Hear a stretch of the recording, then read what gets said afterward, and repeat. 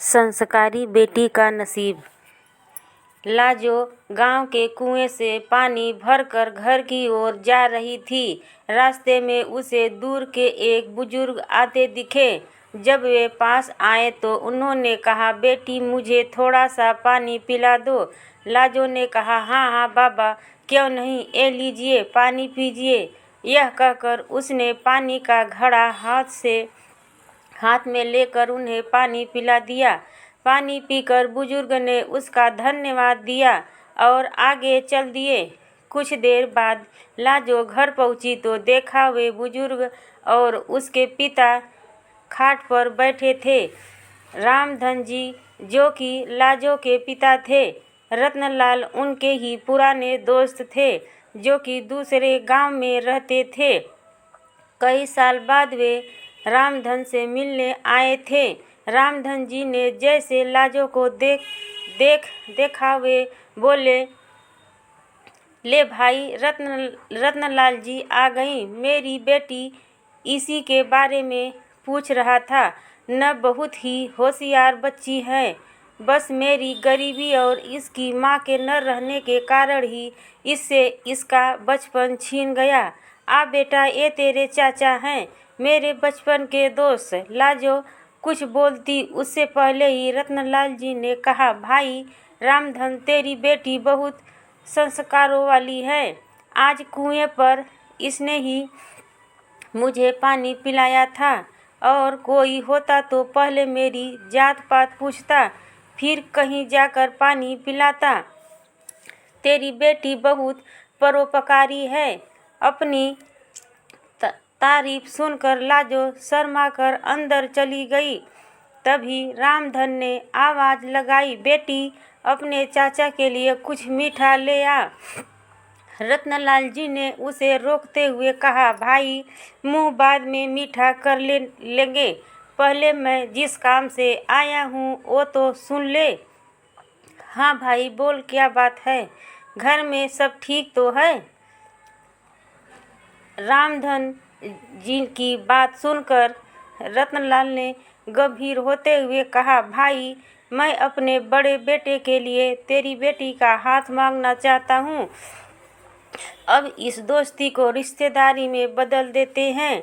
यह सुनकर रामधन बहुत खुश हुआ।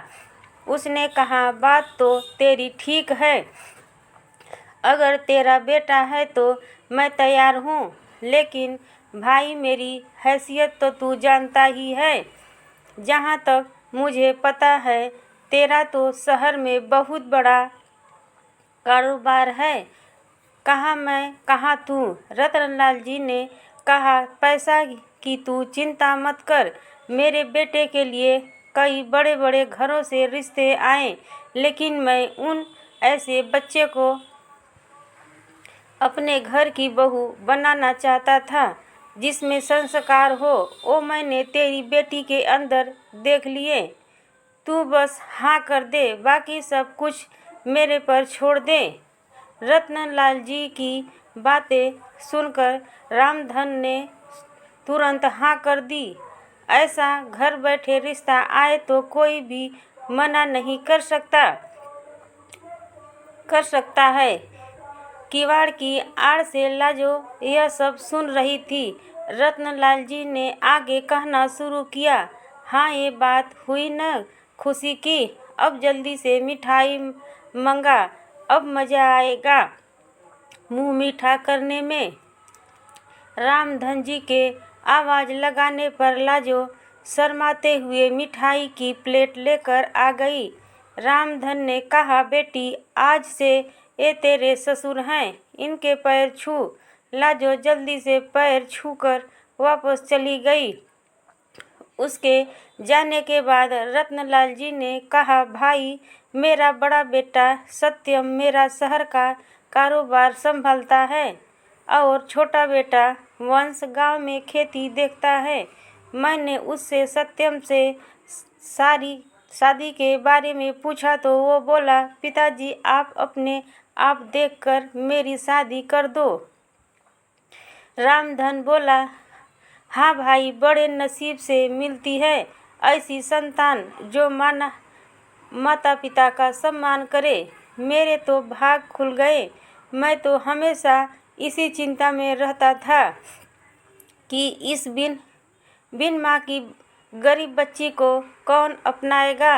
रत्नलाल जी बोले, बस अब तू चिंता मत कर, मैं शादी का सारा इंतजाम कर लूँगा। अच्छा, अब मैं चलता हूँ। रत्नलाल जी अपने घर के लिए निकल गए। उनके जाने के बाद रामधन ने घर में जाकर लाजो से पूछा, बेटी तू खुश तो है न इस रिश्ते से? लाजो बोली, पिताजी मेरे जाने के बाद आपका ध्यान कौन रखेगा? मुझे नहीं करनी शादी। रामधन बोला, बेटी ऐसा न बोल, मैं अपना ध्यान रख लूँगा। बड़े नसीब से ऐसा रिश्ता मिलता है। रत्नलाल को मैं बचपन से जानता हूँ। इसके घर में तुम्हें कोई परेशानी नहीं होगी। कुछ दिन बाद पास के गांव से 2 लोग आए और रामधन को शादी का शुभ मुहूर्त बताकर चले गए। उन्हें रत्नलाल जी ने भेजा था। अब रामधन शादी की तैयारियों में जुट गया। इसी तरह कुछ दिन बीत गए। रामधन ने अपना खेत गिरवी रखकर बेटी की शादी की तैयारियां पूरी कर ली थी। शादी से 1 सप्ताह पहले एक दिन रामधन अपने समधी से मिलने उनके गांव पहुंच गया। रत्नलाल जी ने उसे देखकर गले लगा लिया। उन्होंने अपने परिवार से मिलवाया। अपने होने वाले दामाद सत्यम से मिलकर रामधन बहुत खुश हुआ। रत्नलाल जी ने कहा, भाई तू यहाँ आया है, जरूर कोई बात है, बता क्या बात है। रामधन हाथ जोड़कर बोला, नहीं भाई, मैं तो बस ये बताने आया था कि मैंने शादी की सारी तैयारियां कर ली है। आप एक बार आकर देख लो, कुछ कमी लगे तो बता देना, जिससे आपके मेहमानों के सामने आपको शर्मिंदा न होना पड़े। रत्नलाल जी ने कहा, हाँ हाँ, मुझे पता है, तेरे पास एक ही खेत था, तूने भी वो गिरवी रख दिया। उसी पैसे से शादी की सारी तैयारियां की है। तुझे मुझ पर विश्वास नहीं था। जब मैंने कह दिया था मैं शादी की तैयारी कर लूँगा, फिर तूने ये सब क्यों किया? रामधन आश्चर्य में पड़ गया। वह बोला, माफ़ करना भाई, लेकिन बेटी की शादी के लिए कुछ तो मुझे भी करना चाहिए। रामधन यह कहकर रोने लगा। उसकी आंखों से आंसू बह रहे थे। तभी रत्नलाल जी ने अपने छोटे बेटे वंश को बुलाया और इशारे से कुछ समझाया। कुछ देर बाद रत्नलाल जी ने रामधन के कंधे पर हाथ रखा। रामधन सिर झुकाए शर्मिंदा हुआ बैठा था। रत्नलाल जी ने कहा, ले भाई, अपनी अमानत, दोबारा फिर कभी ऐसा मत करना। यह कहकर उन्होंने खेतों के कागज रामधन के हाथ में रख दिए। रामधन ने देखा, अरे ये क्या, ये तो वही कागज है मैंने गिरवी रखे थे। ये आपके पास कैसे आए? रत्नलाल जी ने कहा, वंश आस पास के गांव के सभी लोगों को जानता है। उनमें से ही एक ने खेत गिरवी रखने वाली बात हमें बता दी। वहीं यह कागज छुड़ा कर लाया है। रामधन की आंखों से आंसू बह रहे थे। रत्नलाल जी ने उसे गले लगा लिया और बोला, भाई, खेत ही गिरवी रख देना तो कर्ज कहाँ से चुकाएगा और खाएगा क्या? आगे से ऐसा कुछ मत करना। मैं अपनी बेटी लेने आऊँगा। बस तू मिठाई बढ़िया सी बनवाना। यह सुनकर सब लोग हंस पड़े। रत्नलाल जी ने आवाज़ लगाई, वंश ने 50,000 रुपये लाकर अपने पिता के हाथ में रख दिए। रतनलाल जी ने कहा, ले भाई, शादी की तैयारियां कर और वंश इसे घर छोड़ आ। और हाँ सुन भाई, कल हम 4-5 आदमियों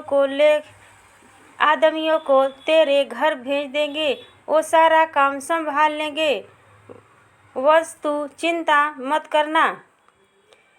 रामधन कुछ बोल नहीं पा रहा था। उसके मुंह से बस इतना ही निकला, मेरी बेटी के नसीब खुल गए।